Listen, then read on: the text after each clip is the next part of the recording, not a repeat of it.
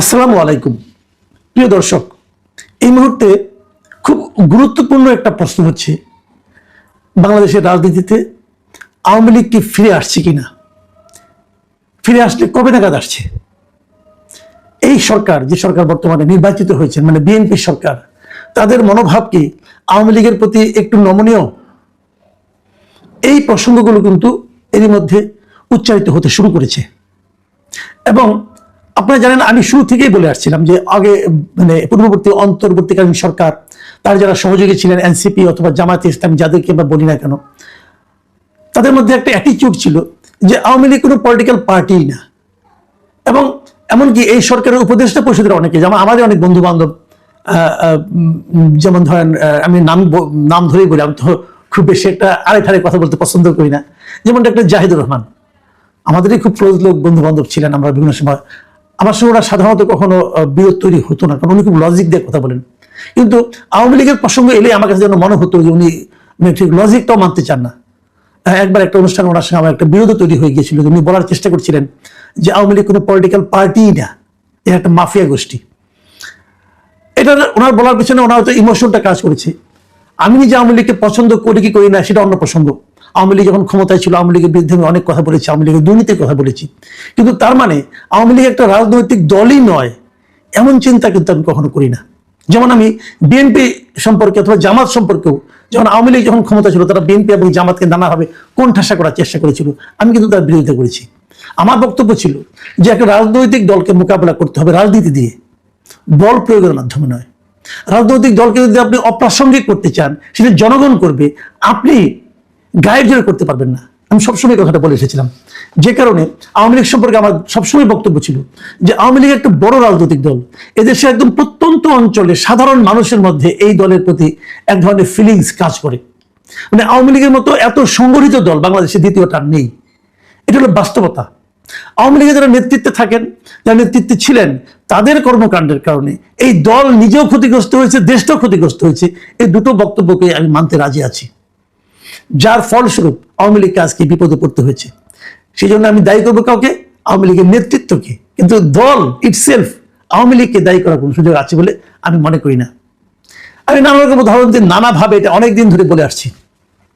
যখন বলাটা খুব মানে একটু বিপজ্জনক ছিল, তখন আমি কিন্তু বলেছি যে আওয়ামী লীগকে আপনি চট করে উপরে ফেলে দিবেন, সেটা আপনি পারবেন না। আওয়ামী লীগ পাট গাছ না যে উপরে ফেলে দিলেন, আওয়ামী লীগ বট গাছ, এর শেকড় অনেক গভীরে। সেটা কিন্তু আমরা দেখছি।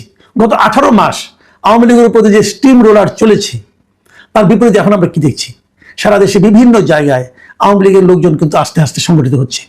আওয়ামী লীগের অনেক অফিস খুলছে, এবং আমরা এটাও দেখেছি যে বিএনপির নেতৃবৃন্দের উপস্থিতিতেই আওয়ামী লীগ অফিসের তালা খুলে দেওয়া হচ্ছে। এটা কি প্রমাণ করে যে আওয়ামী লীগের প্রতি বর্তমান সরকার এবং সরকারি দল তাদের একটা নমনীয় মনোভাব পোষণ করেন? এবং এটা করার সময় একটা সম্ভাবনা কিন্তু আছে। এই কারণে বিএনপি দেখেছে যে তার এতদিনের মিত্র, তার দীর্ঘদিনের মিত্র জামাতে ইসলামের ভয়ঙ্কর চেহারাটা, এটা বিএনপি কিন্তু এর মধ্যে দেখে ফেলেছে। বিএনপি বুঝেছে যে সুযোগ পেলে জামাতে ইসলাম কি করতে পারে। এবং এই জামাত যে প্রায় 30%-এরও বেশি ভোট পেয়েছে, বিএনপি নেতৃত্বের একটা অংশ মনে করে যে এটা আসলে আওয়ামী লীগের ভোট। এবং যদি তারা আওয়ামী লীগকে দীর্ঘদিন মানে দাবিয়ে বেড়ায়, যদি আওয়ামী লীগকে মাঠে নামতে না দেয়, তাহলে হয়তো এই ভোটগুলি কিন্তু জামাতের সঙ্গে যে যুক্ত হবে, যে শক্তিটা জামাতেরও শক্তি হয়ে দাঁড়াবে, এবং সেটা বিএনপির জন্য আরো ভয়াবহ পরিণতি নিয়ে আসতে পারে। আমার ধারণা বিএনপি এই ধরনের চিন্তা থেকেই আওয়ামী লীগকে ধীরে ধীরে রাজনীতিতে মাঠ ছেড়ে দেওয়ার কথা ভাববে। এবং যদি সেটা ভাবে, তাহলে কি দাঁড়াবে? আমি হাইপোথেটিক্যালি একটা কথা বলি, ধরেন আপনি আগামী নির্বাচনে যদি আওয়ামী লীগ মাঠে থাকে, যদি বিএনপিও মাঠে থাকে, যদি জামাতও মাঠে থাকে, সবাই যার যার পূর্ণ শক্তি নিয়ে থাকে, আমার ধারণা জামাতের ভোট আবার তার আগের ওই 2 অঙ্কের নিচে নেমে যাবে, মানে 7-8-9% চলে যাবে। যেটা এবার 30-31 পেয়েছিল, এটা আসলে সে পাবে না। ভোট বিএনপির কমবে, তবে ওই ভোটটা তখন আওয়ামী লীগের ভোট আওয়ামী লীগের কাছে চলে যাবে। এটা আমার ধারণা, ভুলও হতে পারে, আপনারা মিলিয়ে নেবেন, ভুলও হতে পারে, কিন্তু এটাই বাস্তবতা। জামাতের যে চেহারাটা এখন আপনারা দেখছেন, যে যুদ্ধ চেহারা দেখছেন, এটা কেবল দেখা সম্ভব হচ্ছে যে মাঠে সক্রিয়ভাবে আওয়ামী লীগের অনুপস্থিতির কারণে। কিন্তু তাহলে আওয়ামী লীগের উপর থেকে যে নিষেধাজ্ঞা যেটা আছে, সেই নিষেধাজ্ঞাটাকে বিএনপি খুব শীঘ্রই তুলে নেবে? আমার মনে হয় সেটাও নেবে না। আপনারা আবার আরেকটা কথা আমি বলি, আসলে আপনারা নিশ্চয়ই মনে করতে পারেন আওয়ামী লীগেরকে নিষেধাজ্ঞা কিন্তু দেওয়া হয়েছে আওয়ামী লীগের আওয়ামী লীগ দলের উপরে কিন্তু কোনো নিষেধাজ্ঞা নাই, মাথায় রাখবেন। 2025 সালের মে মাসে 12ই মে যে প্রজ্ঞাপনের মাধ্যমে, মানে যে নির্বাহী আদেশের মাধ্যমে আওয়ামী লীগের রাজনৈতিক কর্মকাণ্ডের উপর নিষেধাজ্ঞা দেওয়া হয়েছে, সেখানে কিন্তু আওয়ামী লীগ দলের উপর কোনো নিষেধাজ্ঞা দেওয়া হয় নাই। এবং আমি আপনাদেরকে পড়ে শোনাই এই আওয়ামী লীগের উপর নিষেধাজ্ঞাটার ভাষাটা কি ছিল। আমি সরকারের সেই প্রজ্ঞাপনটা আপনাদের পড়ে শোনাই। সেই প্রজ্ঞাপনে বলা হয়েছিল আওয়ামী লীগ কি কি করেছে না করেছে ডিটেল বলার পর বলা হয়েছে, অতএব আওয়ামী লীগ এর সকল অঙ্গ সংগঠন, সহযোগী সংগঠন, ভাতৃপ্রতিম সংগঠনের নেতা কর্মীর বিরুদ্ধে আন্তর্জাতিক অপরাধ ট্রাইব্যুনালে বিচার কার্য সম্পন্ন না হওয়া পর্যন্ত, বিচার কার্যটা সম্পন্ন হতে হবে। সম্পন্ন এখন কিন্তু বিচার কার্য তেমন ভাবে শুরুই হয় নাই। কবে শুরু হবে, কবে সম্পন্ন হবে, এটা ওয়েট করতে হবে। আচ্ছা, সম্পন্ন না হওয়া পর্যন্ত কি হবে, বাংলাদেশ আওয়ামী লীগ এবং এর সকল অঙ্গ সংগঠন, সহযোগী সংগঠন ও ভাতৃপ্রতিম সংগঠন কর্তৃক যে কোনো ধরনের প্রকাশনা, গণমাধ্যম, অনলাইন ও সামাজিক যোগাযোগ মাধ্যমে যে কোনো ধরনের প্রচারণা, মিছিল, সভা সমাবেশ, সম্মেলন আয়োজন সহ যাবতীয় কর্মকাণ্ড নিষিদ্ধ ঘোষণা করা হলো। মানে তারা এই কর্মকাণ্ডগুলো করতে পারবে না। তারা কি করতে পারবে না? কোনো ধরনের প্রচারণা চালাতে পারবে না, মিছিল করতে পারবে না, সভা সমাবেশ করতে পারবে না এবং সম্মেলন করতে পারবে না। যাবতীয় কর্মকাণ্ড নিষিদ্ধ। তো এর মধ্যে কিন্তু ওর কার্যালয় বন্ধ থাকবে কি থাকবে না এটা কিন্তু নাই। কার্যালয়টা খোলা থাকতেই পারে। কার্যালয় খোলা থাকা মানেই তো এই নয় যে সেখান থেকে প্রকাশনা হচ্ছে, গণমাধ্যমে কোনো ধরনের অনলাইনে সামাজিক যোগাযোগ মাধ্যমে কোনো ধরনের প্রচারণা চলছে, মিছিল সভা হচ্ছে, তা তো না। কার্যালয় খোলা থাকতে পারে।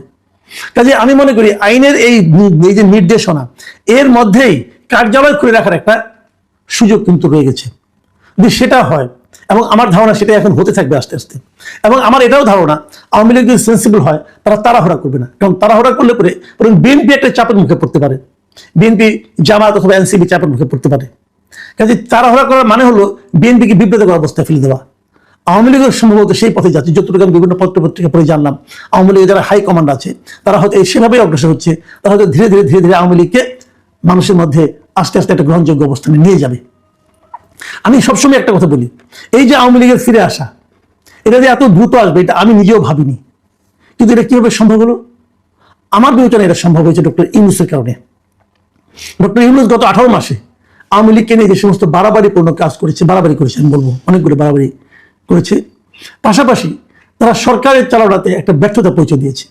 তারা যত ব্যর্থতা পরিচয় দিয়েছে তত বেশি সংখ্যক মানুষ, তত বেশিবার মানুষ তার নিকট অতীতের সরকারের সঙ্গে ইউনূস সরকারের তুলনা করেছে, এবং তুলনা করে তারা ইউনূস সরকারের পক্ষে যাওয়ার মতো কোনো শব্দ, কোনো কারণ, কোনো লজিক খুঁজে পায়নি। এবং ইউনূস সরকারের প্রত্যেকটা ব্যর্থতা আওয়ামী লীগেরকে আবার রাজনীতিতে ফিরে আসা বাস্তবতা তৈরি করে দিয়ে গেছে। এটাই মূলত কারণ। এখন যদি আগামীতে বিএনপি সরকারের দেশ পরিচালনা এবং তার বিপরীতে জামাত এবং এনসিপির বাড়াবাড়ি যদি বাড়তে থাকে, তাহলে আমার ধারণা আওয়ামী লীগের প্রত্যাবর্তন আরো ত্বরান্বিত হবে।